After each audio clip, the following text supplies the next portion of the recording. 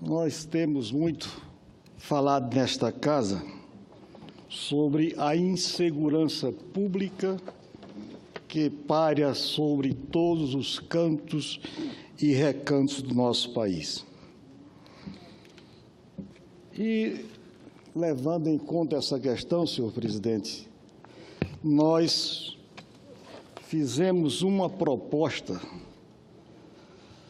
de projeto de resolução número 39 de 2017, feito exatamente no mês de setembro, criando uma comissão permanente nesta casa para tratar especificamente das questões relacionadas à segurança pública em nosso país.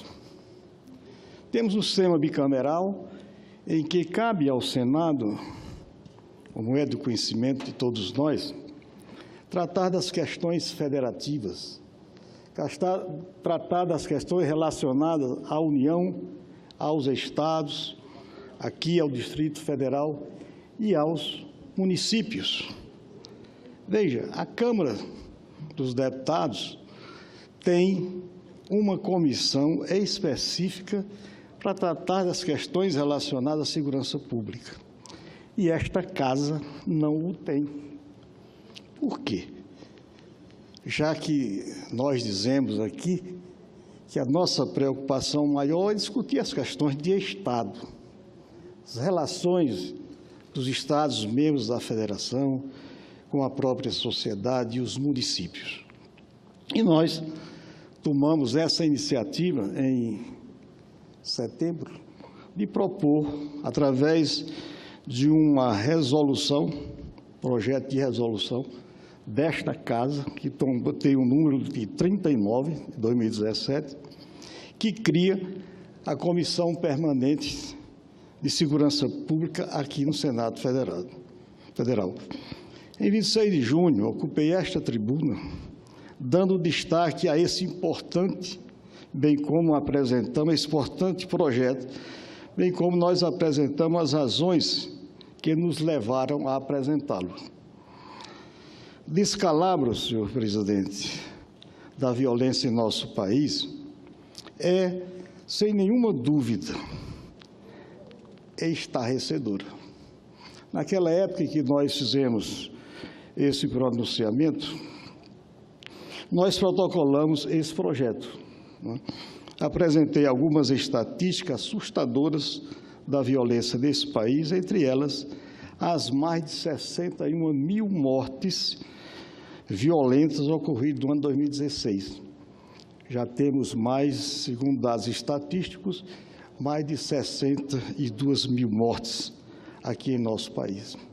Poucas guerras regionais chegaram a um índice tão calamitoso como esse que nós presenciamos, imobilizados diante dessa realidade. Temos como resposta a esse quadro uma situação inédita, que foi exatamente a decretação da intervenção federal no Rio de Janeiro. Decretação de intervenção por solicitação do governador daquele estado, considerando a incapacidade dele, com as forças de segurança disponíveis, enfrentar essa questão. E sobre isso, senhor presidente, me remete a 1963, quando governava o estado da Guanabara, em 1963, o Carlos Werneck de Lacerda. E eu lembro-me, ainda jovem, como líder estudantil, presidente de um diretório acadêmico da Escola de Agronomia da Universidade Federal do Ceará, eu testemunhava Carlos Lacerda, então governador da cidade-estado, chamar a atenção de toda a população do estado e do Brasil para a ocupação desordenada dos morros do Rio de Janeiro. Ele antevia, naquele momento, o nascimento que ele dizia, o que nós dizemos hoje, de um estado paralelo dos morros e favelas do Rio de Janeiro. Então, senhor presidente, agora que essa questão da segurança pública volta à tona, com toda a força no Teatro Nacional e neste Congresso, devido ao decreto, refiro novamente, Decreto Federal da Segurança Pública no Estado do Rio de Janeiro, intervenção que surpreendeu a muitos e a outros não. Quer dizer, algo tinha que ser tomado naquele momento, a atitude tinha que ser tomada, e o presidente, com a sua assessoria, o presidente Temer, tomou essa corajosa decisão. O caso do Rio de Janeiro é uma demonstração total da ausência, por outro lado, do planejamento de longo prazo, planejamento estratégico, né, em relação aos problemas da segurança, sem falar em outros problemas de planejamento do nosso país. Então, senhor presidente, eu tenho algumas considerações a fazer, mas queria mostrar que tomamos essa iniciativa de propor a criação, através de uma resolução, um projeto de resolução do Senado, de número 39, e que criemos aqui esta comissão permanente. Eu considero a segurança pública não vai ser resolvida, os problemas, em um ano. De outra parte, ele não está concentrado apenas no Rio de Janeiro. No interior já há, em decorrência dessa intervenção federal, ações no interior do Estado, em várias cidades e regiões, problemas do Rio de Janeiro. Mas a insegurança pública está presente em Porto Alegre, São Paulo, onde há uma repressão, há uma política mais bem estruturada de segurança pública do nosso país, do Estado de São Paulo, mas está presente no Recife, Salvador, em Fortaleza, em Teresina. Enfim, é um problema que está se perpetuando ao longo dos últimos 50, 70 anos. Quando nós lembramos aqui do Carlos Lacerda, isso mostra que houve uma omissão total, meu nobre presidente, dos governantes, tanto na área, no âmbito federal, os presidentes, todos que passaram, e os governadores de Estado. Aqui nós temos no Senado muitos ex-governadores. E, no meu entendimento, houve, lamentavelmente, uma omissão, como ainda hoje os estados, de outra parte, no meu entendimento, como prescreve a Constituição Federal, dado a um pacto federativo, que eu chamo muitas vezes de tupiniquim, arremedo de federação, haja vista que a maior parte dos recursos públicos gerados através de impostos e outras categorias, como contribuições e os tributos indiretos, os estados, membros da federação, não recebem, e também os municípios. E muitas transferências de obrigações e deveres são constantemente perpetradas para que os estados assumam a responsabilidade, sem haver a devida e necessária contrapartida de recursos para fazer face a esses novos desafios.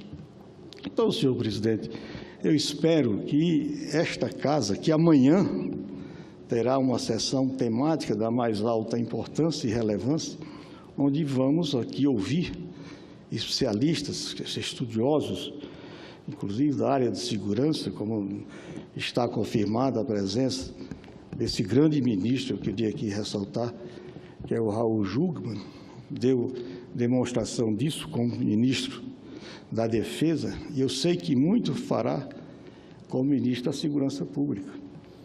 É um homem digno, um político de conduta ética e moral inabalável e reconhecido por todos, principalmente do seu estado de origem, Pernambuco.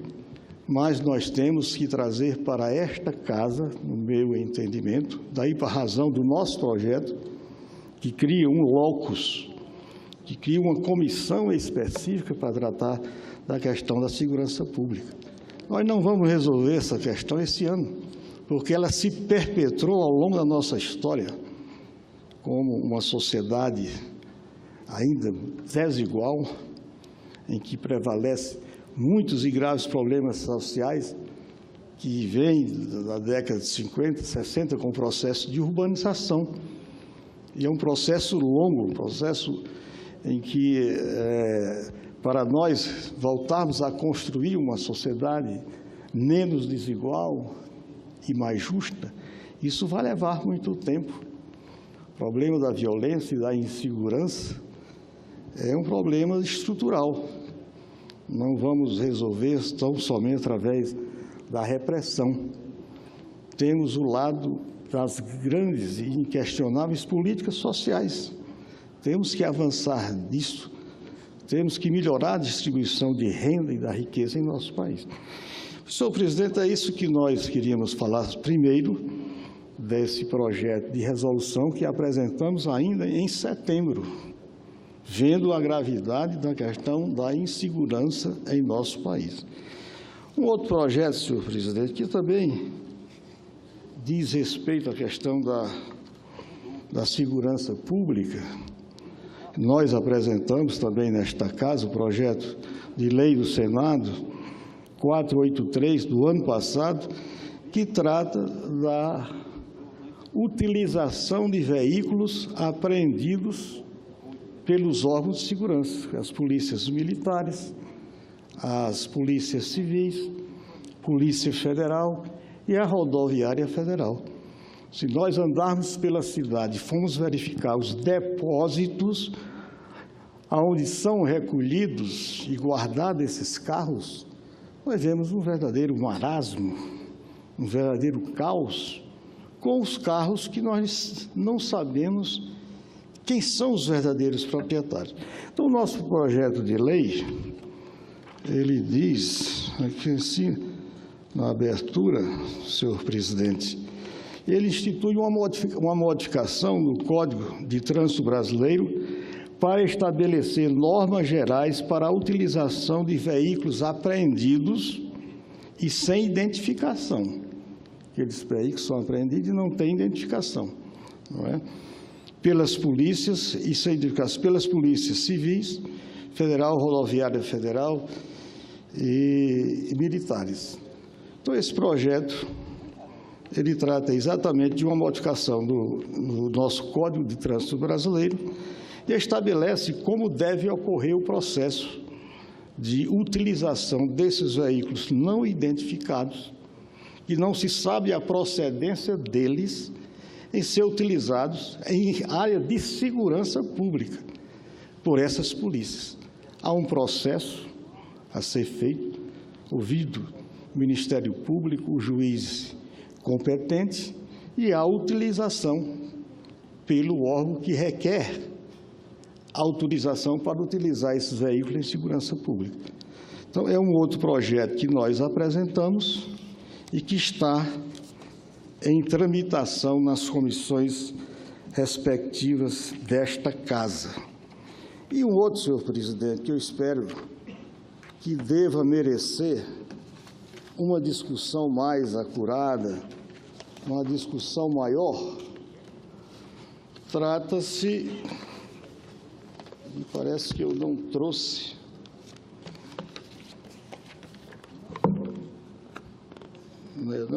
aqui, mas, presidente, nós estamos em fase de conclusão de um projeto que trata da criação em nosso país, no Estado brasileiro, na área federal, de uma Força Nacional de Segurança Pública permanente. Nós sabemos que hoje ela é formada, além de militares das três armas, por policiais que integram as polícias militares dos estados. E o que nós estamos propondo é a criação de uma força permanente de segurança pública em nosso país. Sabemos da gravidade, já falamos aqui, nós temos 17 mil quilômetros, arredondando, de fronteiras terrestres, limitando-nos com 10 países aqui na América do Sul, e temos uma fronteira marítima, uma costa, de 7.000 quilômetros. Ou seja, nós temos quase 24.000 quilômetros de fronteiras. Eu tive a felicidade, a oportunidade, juntamente com a nossa estimada senadora Ana Amélia e mais 8 deputados federais, de integrarmos um grupo que esteve no Comando Militar da Amazônia, visitando alguns quartéis, algumas guarnições desse comando, e em seguida fomos a São Gabriel da Cachoeira, lá no estado do Amazonas, onde conhecemos, tivemos a oportunidade de conhecer esse grupo parlamentar, das condições que vive aquela comunidade, aliás, integrada, 75% de mais de 40.000 habitantes de indígenas, índios, de, me parece, 23 etnias, e que a presença do Exército naquela área tão longínqua é efetiva. Veja que o único hospital que presta serviço a essa coletividade de mais de 40.000 pessoas, seres humanos, é um hospital militar, integrado por médicos, farmacêuticos, bioquímicos, enfermeiros, enfim.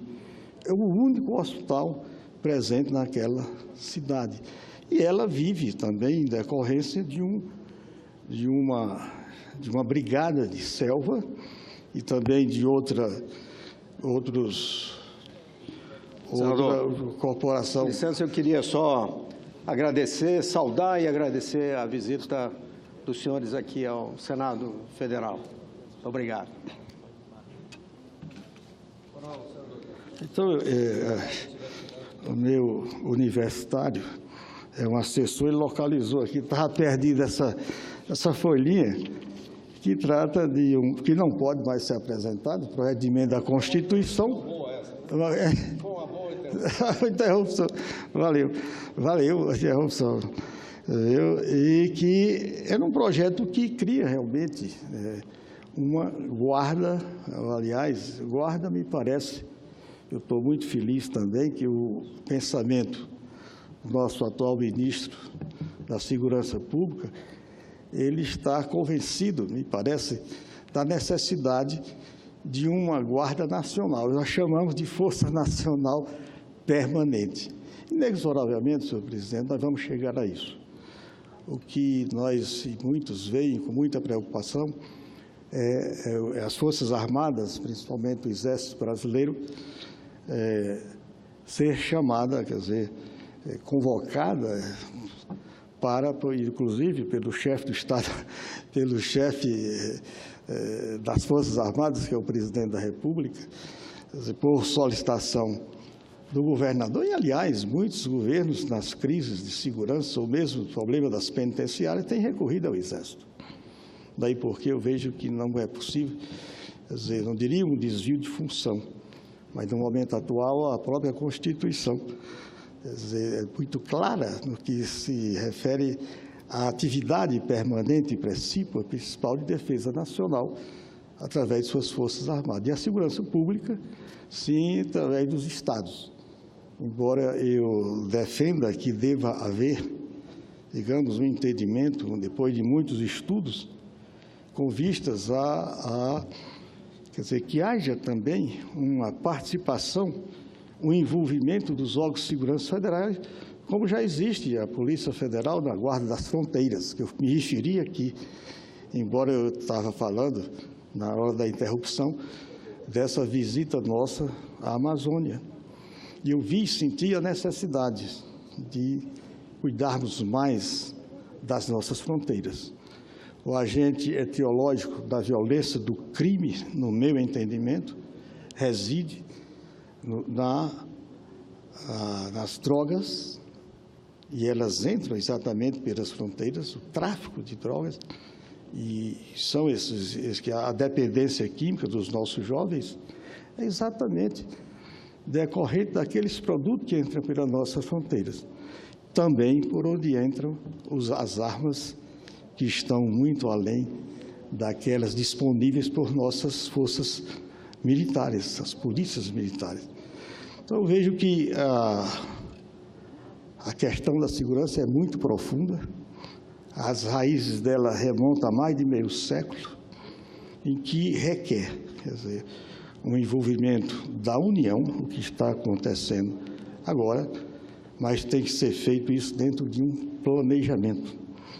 Nós temos no nosso país grandes e renomados especialistas na área da antropologia, da sociologia, né, dos cientistas sociais, políticos e dentro dos órgãos de segurança. Tem grandes e renomados estudiosos dessa matéria, há mais de 50 anos que vem estudando isso. O meu entendimento é juntar o que já se produziu nesse país, as saídas, as alternativas para a segurança pública e montarmos um projeto de longo prazo, em que se envolva não só o Estado, mas a própria sociedade. Eu creio que é dessa forma que nós vamos avançar. E voltando a esse projeto nosso embrionário, que, aliás, está pronto, a PEC, aliás, uma proposta de emenda à Constituição, né, que cria uma Força Nacional de Segurança Pública. Inclusive, sobre isso, senhor presidente, já que me restam uns 5 minutos, eu gostaria de lembrar que, por ano, se inscrevem para servir a pátria mais de 1.800.000 brasileiros, jovens brasileiros, que são selecionados um terço, 600.000. E há um engajamento nas 3 armas de 100.000 por ano de brasileiros que vão servir. A maior parte, mais de 90.000 desses 100, vão para o Exército. Um grupo pequeno, quer dizer, menor, vai para a Marinha, de 5 a 6.000, e 3 a 4.000 vão para a Aeronáutica. E isso resulta que todo ano nós colocamos como reservista, vai para a reserva, mais de 90.000 jovens, sendo que destes, aliás, dos 100.000, 8.000 são engajados, quer dizer, aqueles melhores portadores de uma qualificação profissional são incorporados por 8 anos, 5, 6, 7, 8 anos. E no meu entendimento, não conheço bem a matéria, essa Força Nacional deveria ser formada por esses egressos que passaram 8 anos dentro das Forças Armadas.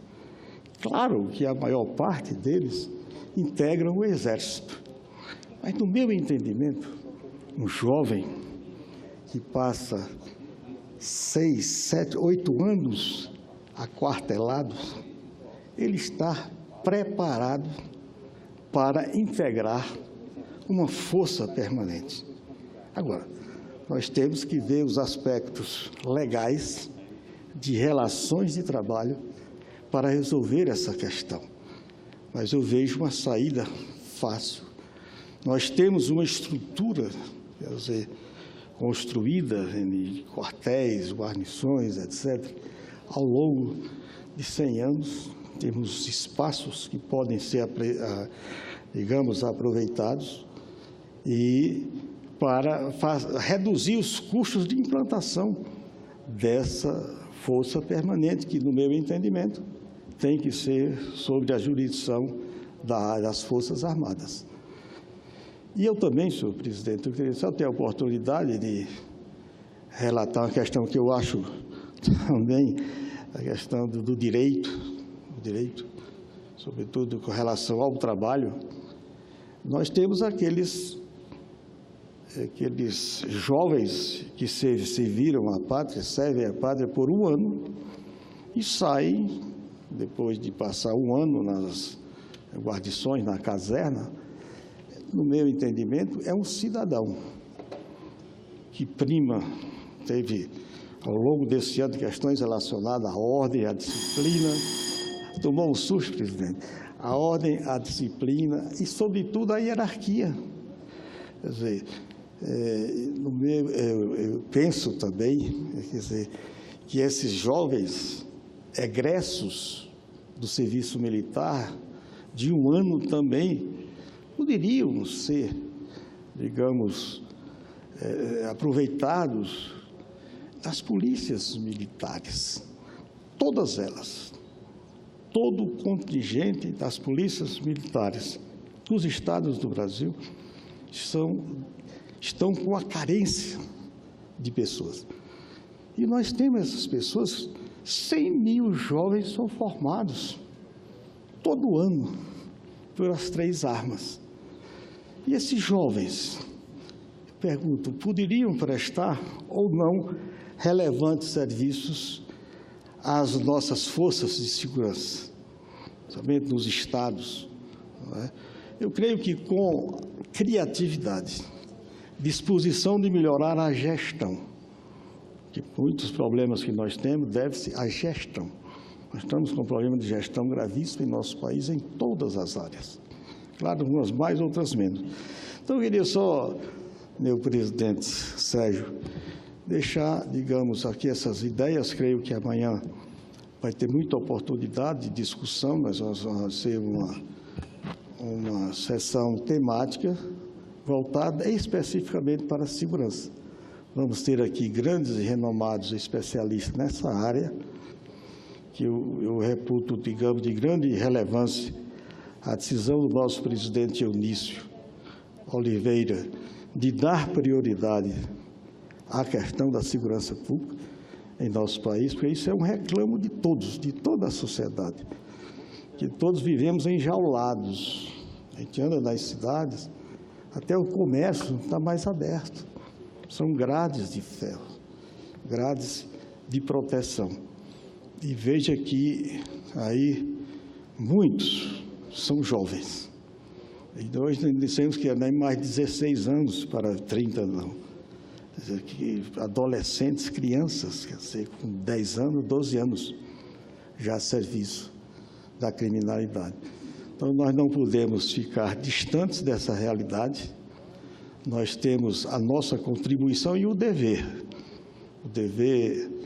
constitucional, o dever regimental dessa casa, para tratar dessa questão. Daí porque, por último, eu me refiro ao nosso projeto de resolução que cria aqui no Senado um locus, quer dizer, um ambiente, uma comissão permanente para nós discutirmos e tratarmos da segurança pública. Uma comissão especial, temporária, não vai nos levar a nada, considerando que o problema da segurança ele foi gerado ao longo de um século, com acentuação maior nos últimos 50 anos. Então, com essas considerações, eu agradeço o nosso nobre e estimado presidente pela tolerância e pelo tempo que me foi concedido.